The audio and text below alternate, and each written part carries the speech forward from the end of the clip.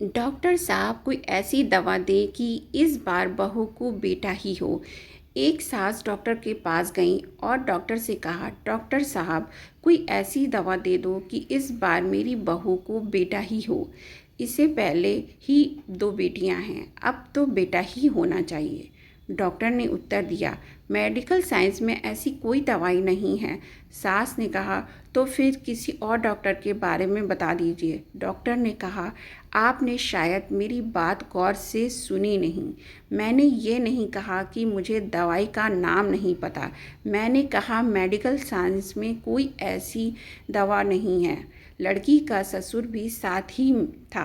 कहने लगा, लेकिन वह डॉक्टर तो। डॉक्टर ने ससुर की बात काटते हुए कहा, वह नकली डॉक्टर होगा। इस तरह के दावे सिर्फ ढोंगी बाबा, नकली डॉक्टर और नकली हकीम ही करते हैं। वह सब फ्रॉड होते हैं। इतने में ये बात सुनकर लड़की का पति भी वहाँ आ गया और कहने लगा, तो क्या अब हमारी पीढ़ी आगे नहीं बढ़ेगी? डॉक्टर ने आश्चर्यचकित होकर पूछा, ये पीढ़ी आगे बढ़ना क्या होता है? आपके जीन्स का अगली पीढ़ी में अंतरण होना ही पीढ़ी आगे बढ़ना होता है ना।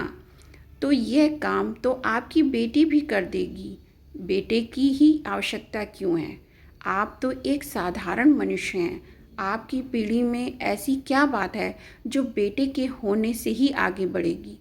ससुर ने कहा, मैं समझा नहीं। डॉक्टर ने बताया, शाही वाला दूध देने वाली गायों की एक विशेष नस्ल है। ज्ञान लें कि इस नस्ल की सिर्फ एक गाय बच जाती है, तो इस बात की चिंता होनी चाहिए कि यदि नस्ल जारी नहीं रहेगी तो अधिक दूध देने वाली गाय खत्म हो जाएंगी।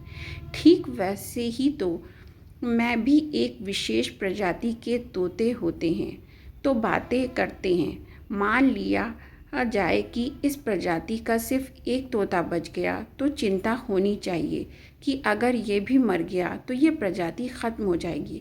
आप तो दूसरे लोगों की तरह साधारण मनुष्य हैं, तो आप में ऐसी क्या विशेषता है?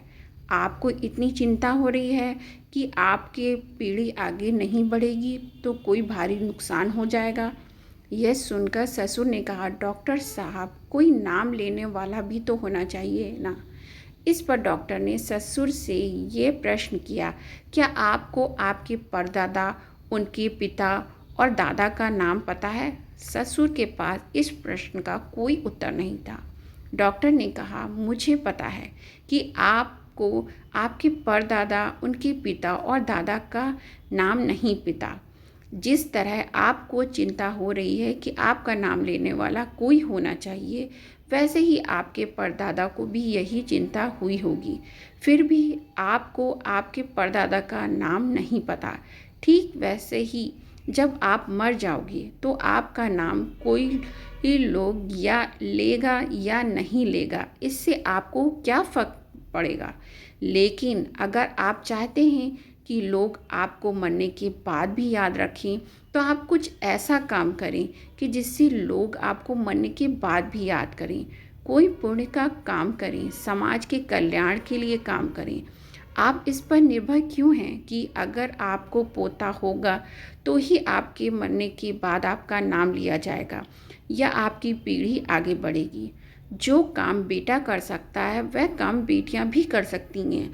आज कितने ही पिता ऐसे हैं जिनकी पहचान उनकी बेटियों की वजह से है, और कितनी बेटियों ने अपने माता पिता का सर गर्व से ऊंचा किया है। इसलिए बेटा और बेटी में अंतर करना छोड़ दीजिए। एक बेटे को शिक्षित करोगे तो सिर्फ एक बेटा ही शिक्षित होगा, लेकिन अगर एक बेटी को शिक्षित करोगे तो पूरा परिवार शिक्षित होगा। इस बात को हमेशा ध्यान रखें। डॉक्टर की बात सुनकर लड़की के सास, ससुर और पति को अपनी गलती का एहसास होता है और वह चुपचाप वहाँ से चले जाते हैं। आज भी समाज में ऐसी छोटी सोच रखने वाले बहुत से लोग मौजूद हैं जो बेटा और बेटी में अंतर करते हैं और जो बेटियों के माता पिता से कहते हैं, क्या आपको बेटा नहीं है? और ऐसे दर्शाते हैं कि बेटा ना होना जैसे कोई गुनाह हो गया। ऐसे कई परिवार भी हैं जिसमें बेटे वाली बहू का ज़्यादा मान किया जाता है और बेटियों वाली बहू को कम आंका जाता है, जैसे उसने बहुत बड़ा पाप कर दिया हो। समाज की इस छोटी सोच को बदलना बहुत ज़रूरी है। अगर आपको ये स्टोरी अच्छी लगी हो तो इस स्टोरी को लाइक करिए, ज़्यादा से ज़्यादा शेयर करिए और मेरे चैनल को सब्सक्राइब करिए। Thank you.